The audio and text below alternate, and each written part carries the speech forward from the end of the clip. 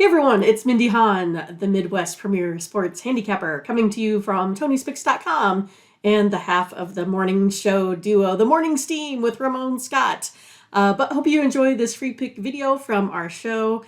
Be sure to click in the link in the description for our best bets. Now here is the pick. All right, the Mets and the Marlins. The Mets trying to piece it together a little bit. Yeah, I've been Tyler McGill, part of this rotation. But again, like I mentioned with Peterson yesterday, hey, sorry I got it wrong with you guys, Mets. I didn't mean to get down on Peterson. Did a great job.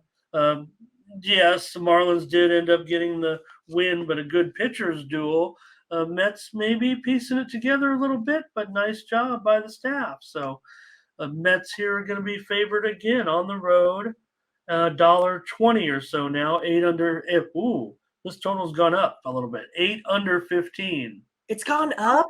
Oh man, I just the Mets haven't been able quite to get it here together. I know the Marlins don't historically do well either with scoring runs. I mean, it's like max I can get out of them is usually about 3.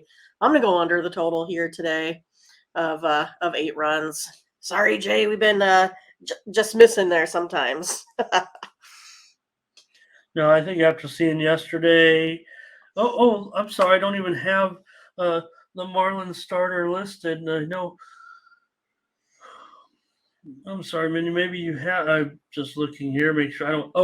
And Cabrera. I got to put Cabrera on there. There we go. Make sure we list all the pitchers. So Cabrera, I think it's a good matchup actually on the mound. And you said I'm going to go under the total. I mean, the Mets haven't gotten it together that I could see here yet, and Marlins, I don't see them scoring. I mean, more than 3 or 4 right now. So yeah, I'm going to go under the total. I want to go under too, and I mentioned it because the steam. That's what I was when I caught you by surprise there. It just came in actually within the last few minutes. A pretty big move here. Let me see. To the over. So that's going to give us the value enough to take it. I'm going to be on this one with you on the under. That steam just came in just a few minutes ago. Let's see. 6:41. So 20 minutes ago or so, maybe even a half an hour is when this game moved up mostly to an 8. Let me see if across the markets here, if it's 8 all the way there.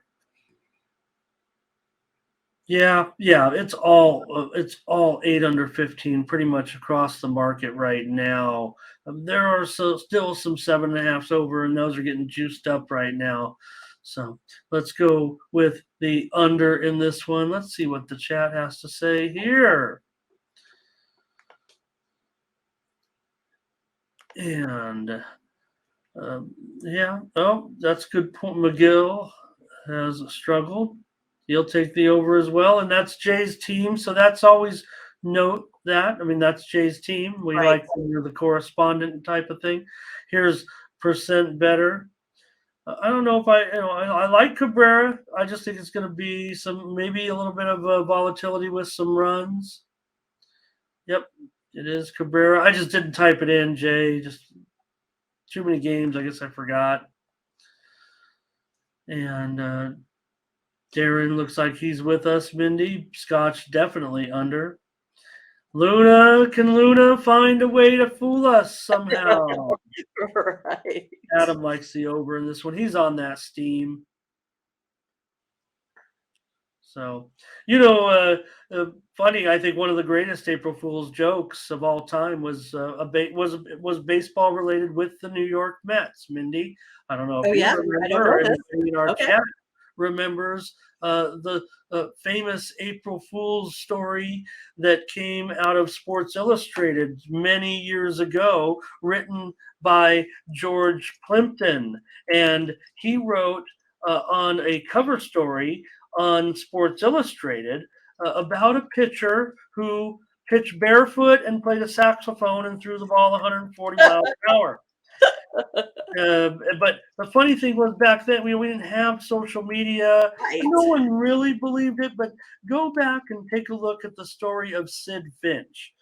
Sid was George Plimpton was a great writer, and he used sports in many of his stories. But uh, what happened was Plimpton wrote a story about this pitcher who was born in England, and he threw 140 miles an hour, and he did yoga, and because of his tall frame and wild windup, no one's ever been able to recreate this pitching motion. And they brought him to spring training, and they put him behind a curtain, and then the players came out and said, "Man, I can't believe it. You guys aren't going to believe this."